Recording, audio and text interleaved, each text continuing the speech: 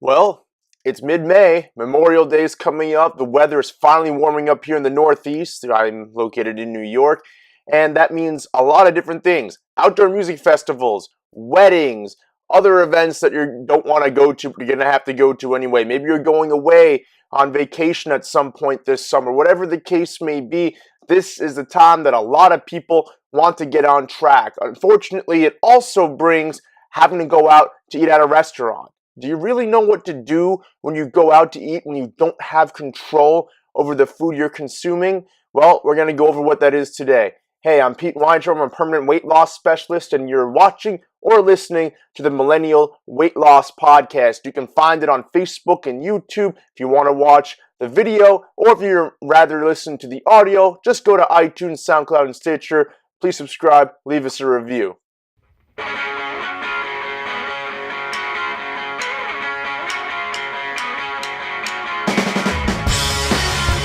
Now then, getting back. So this topic came to me. It's the first topic of this podcast. And if you're looking at the RSS feed and you're seeing other episodes, I did have a podcast called the Weight Loss by Pete podcast. I'm a young entrepreneur. I am bootstrapping. I did not want to have to pay a separate fee for a new RSS feed. So you're going to see older episodes, and feel free to check them out. It was called the Weight Loss by Pete podcast, and it went over a bunch of different things on health, fitness, nutrition, mindset, sleep, whatever it takes to lose weight and keep it off. Now, the only difference being is that in the past, I was talking to everybody, and I've been working at this for 10 years, and I've helped people from all walks of life, from all over the world, with various degrees of being overweight, lose weight for good by making healthy, sustainable lifestyle changes. Now, unfortunately, I wasn't really reaching the right people all the time. I've had some great clients, again, from all walks of life, but I've realized that our generation is very underserved. If you're watching this and you came on board, you probably saw my video that showed that we are estimated as millennials to be the fattest generation on record. And I know the records haven't been kept over the course of human history, but let's be real here. Food has never been more abundant. Being sedentary has never been more abundant in society. And we're much more likely to be overweight now than at any point in history. Now, the good news is there's a lot of us, obviously myself included, and I'm sure many of you, who are more health conscious. You're not as apt to eat a ton of fast food and eat a ton of crap, but still, that being said, while there are healthier chains popping up like Chipotle, like Panera, and like a bunch of others, or even now like grass-fed, all-organic places popping up with chains in different states, it's still not clear how we should eat and how we should best take care of ourselves.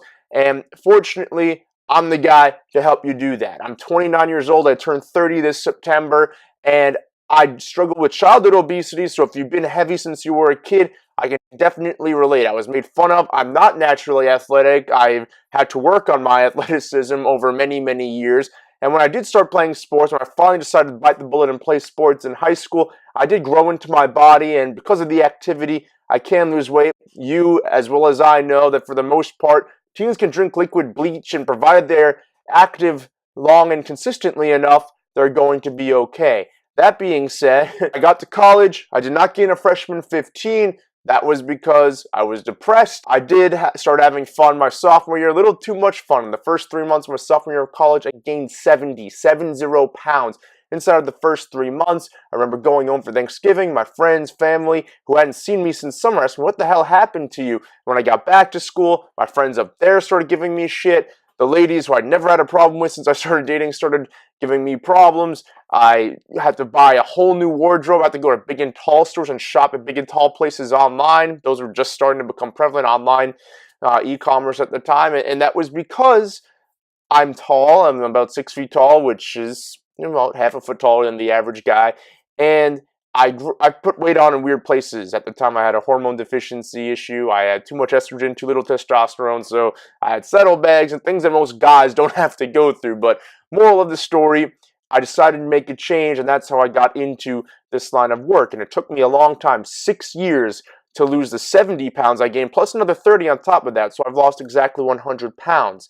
And sorry, long-winded, I want you to get to know me a little bit. But getting back to the topic of the day, we want to go over how to successfully eat out at a restaurant. And again, It's summer. We're going to be going out a lot more often. The weather is nicer. There's a lot of like outdoor bars and open restaurants that we're going to want to go to. And also, if you're our age, a lot of people getting married these days, a lot of engagement parties, bridal showers, bachelor parties, whatever. There's so many different things going on in our lives, and we're going to be going out more so than ever, especially if you're traveling. So I was traveling earlier in the week. My brother had graduated from graduate school. Obviously, I congratulated him. I don't have to say it again. I was there, and I was down in Atlanta. The South is not known for its healthy fare. So I was on the plane, and I was heading over, and he texted me, and originally the plan was for me to meet them at the restaurant because my flight was getting in around dinner time.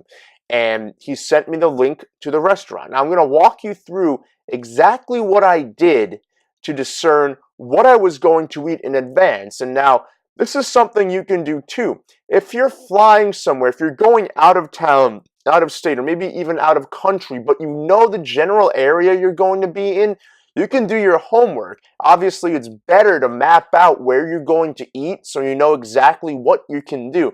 But we all have smartphones, tablets, computers. We have all that crap. We all have internet connections or data access on our phones. It's very, very simple to figure out what you can eat when you have a little advance notice. So I'm going to show you exactly what I did to discern what I was going to eat, and obviously you can implement that then for yourself. So check this out. This is on my computer. I'm filming this at a later date than when it actually happened, but this is the exact same process that I went through in order to discern what I was going to eat. So if you're interested, first off, I want to say that in the description below, you're going to find a link to my food guide and my healthy recipe book. So the food guide goes over the 3 phases of nutrition that I actually take my private clients, or helps you shed some light on the best foods to eat, the foods that you should avoid, and then how you can kind of up your game nutritionally. So we start off 80-20, and we work our way up from there, and we get into more advanced things towards the end, like macronutrient rationing and things like that. Also, the recipe book. So if you like to cook, or if you have a spouse, a boyfriend, a girlfriend, a husband, wife, whoever that likes to cook for you, then they're going to love this. It's 72 recipes spanning breakfast, lunch, dinner, snacks, appetizers, and desserts, and it's going to help you get to where you want to be, giving you some delicious options in that respect. But anyway, if you want to do that, it's $13.99. You can get it on my website in the link below, weightlossbypeak.com/food-guide-recipes. Anyway,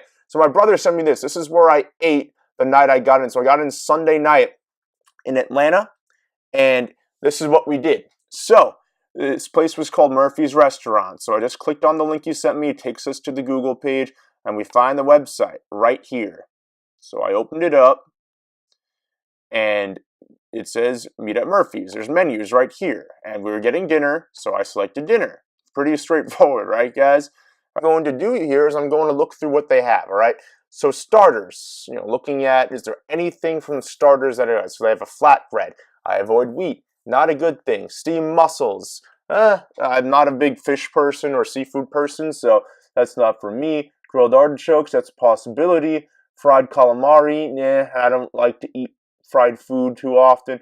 Local cheeses, I have a dairy allergy, not great. And grilled sourdough, delicious, but again, grain-based, not something that I'm going to do. So you look at soups and salads. So they have a few different salads here. You want to avoid things with croutons, like here what's listed, if you can't see, is something called the Murphy Caesar salad with croutons. Anything with croutons, asking if you're not sure if they're going to serve your salad with croutons, all you got to do is tell them that you don't want croutons in your salad. But usually these menus, especially at nicer places, will list out the exact ingredients of the salad in there, so I have a pretty good idea. So I was thinking of getting the kale salad sans the Parmesan cheese, but there was a soup of the day. It was New England clam chowder, delicious. I love New England clam chowder, and I got that instead. So that was that. But so you just look through here, and we get to main courses.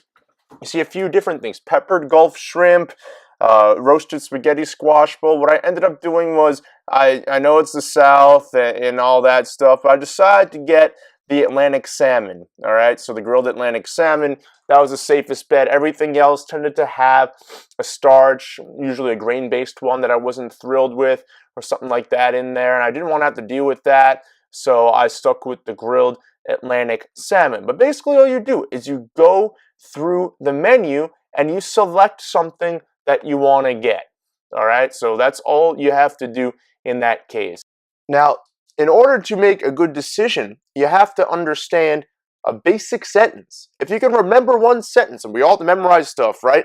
Maybe you went to college. I'm sure you did K through 12 at some point. You had to memorize something for a test. I'm asking you not to do a lot of homework, but just to remember one sentence. That sentence is to eat meats, non-starchy vegetables. What does that mean? Anything but corn, some beans, and potatoes, sweet potatoes, things like that. All right, so stay away from the starchy stuff. So usually the greener, the better. Green beans, asparagus, any leafy green like kale, spinach, chard, lettuce, whatever. The greener, the better. All right, avocados are a great one. Well, avocados are technically a fruit. It's non-starchy vegetables, raw nuts and seeds. All right, stay away from salted nuts and seeds. Those will bloat you. And then roasted, those tend to be fried and trans fat. That's not something that you want to ingest and put into your body, whether it's organic or not. So raw nuts or seeds, any kind would do. Keep in mind, peanuts are not a tree nut. We want to eat tree nuts or raw tree nuts or seeds. All right. Then half a cup or less of non-grain-based starch. What does that mean? Well, grains, breads, pasta, rices, the things that the food pyramid or My Plate taught us in school. Yeah, that's all BS. You don't want to ingest any of that. It's not good for you. It's inflammatory. We've genetically modified and selectively engineered those crops. So it's not even the stuff that our ancestors ate, and that wasn't even good for them back then. So that's gotten progressively worse. I truly believe, and there are some great books like Wheat Belly, Grain Brain, that highlight the negative health effects that grains have had on us. So half a cup or less of starch. So you can go back to those starchy vegetables if you like, and that's where you throw them in, and half a cup less. Potatoes, corn, some legumes, some beans are very high in their glycemic load, and then no added sugar. All right, so we don't want to dump sugar on the stuff. We don't want to put sugar in our sauces. The only sugar we should be ingesting is the sugar that's naturally occurring in the fruits and vegetables that we're eating. All right, so again, meats, non-starchy vegetables, raw tree nuts and seeds, half a cup or less of non-grain-based starch, and no added sugar.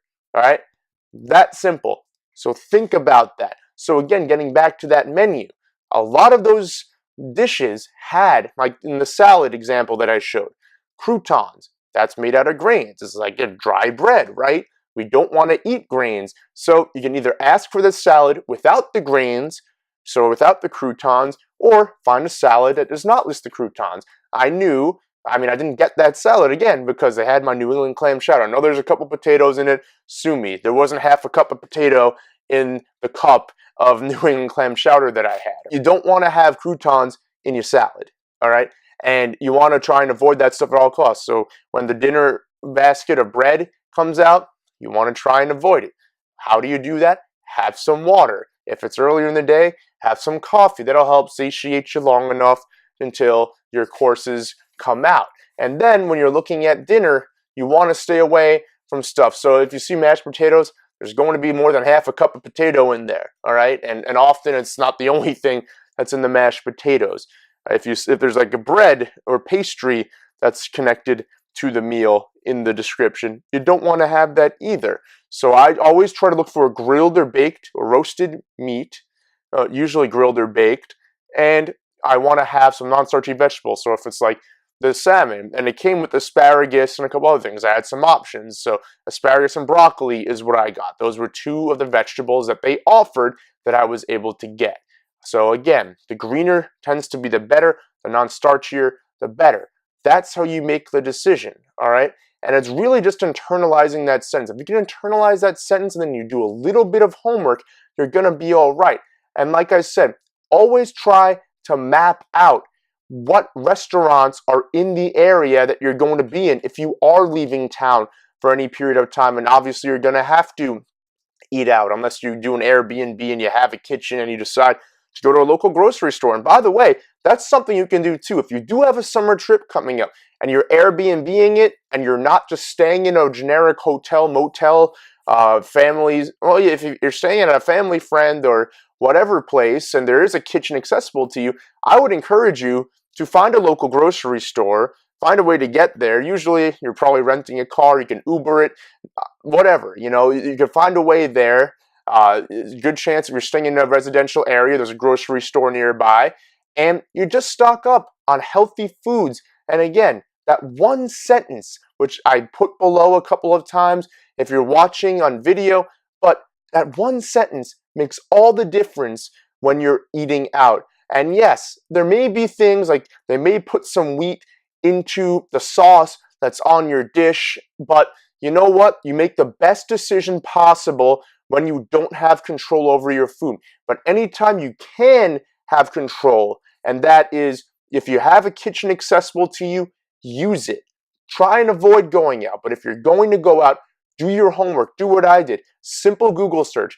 Find the menu of the restaurant, whether it's on their own website. Some restaurants, they're like these dinky little hole in the walls. They don't even have websites. But sometimes there are websites like, I think, All Menu and a couple other ones. They do list it. Grubhub, they do list their menus, and fairly accurately. So you go through and you try and find appetizers, sides, main courses, whatever it is that you're getting, and try and find things that adhere to the sentence. If you can memorize the sentence and incorporate the sentence into every nutritional choice you make, whether eating out or eating in, you're going to be in a very good position to succeed. So I hope you guys found this helpful. Again, we're going to be coming at you 3 days a week. So this week, only 2 days, because again, I was in Atlanta earlier in the week. But I wanted to start this up right away. I was so excited. I didn't want to wait till next week because this has been in the works for a little while. I had an old podcast called the Weight Loss by Pete podcast, and it just kind of simmered out because I wasn't really talking to anyone specifically. But we're millennials. We have tech savvy. We know to Google things when we don't know the answers and we don't know the information. And more often than not, we're pretty good at discerning fact from fiction. Unlike our parents who tend to be baby boomers, or even the Gen Xers, maybe our older cousins and things like that, we have a very good understanding. We have a very good nose for bullshit and figuring out what's fact from fiction. So again, using your smartphone, your tablet, your computer to simply doing a little homework, finding the restaurants in the area that you're staying in out of town makes all the difference. Reading up on the menu and then being like, okay, if I go to this restaurant, here are the 2 or 3 appetizers I can get. Here are the 2 or 3 entrees I can get. And that way, if you do eat there multiple times, let's say it's a small town or small city and there's not that much variety, then you can go there a few different times and you can get a few different combinations that are suitable to what you're looking to accomplish.